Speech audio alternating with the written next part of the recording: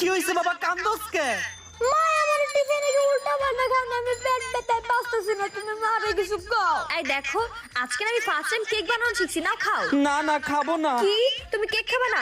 আমি তোমার জন্য এত কষ্ট করে কেক বানিয়ে নিয়েছি, এটা তোমার খাইতে হবে। নাও আমার কথা, তুমি কেক খাও। কেমন হয়েছে কেকটা? এই কি হলো তোমার? এই কি হলো? এই ওঠো। আরে ওর কি হয়ে গেল কিছুই তো বুঝতে পারতেছি না। আমি এক কাজ করি, বাসায় বসে না থেকে ডাক্তার ডেকে নিয়ে আসি। আসেন ডাক্তার। আরে আমার কথা তো শুনেন। আরে আমার কথা তো শুনবেন।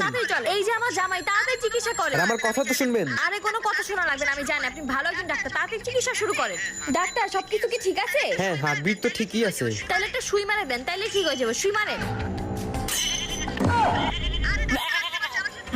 আরে ডাক্তার, আপনি আমার জামাইয়ের সাথে কি করলেন? ছাগলের মতো চিল্লাইতেছে কেন?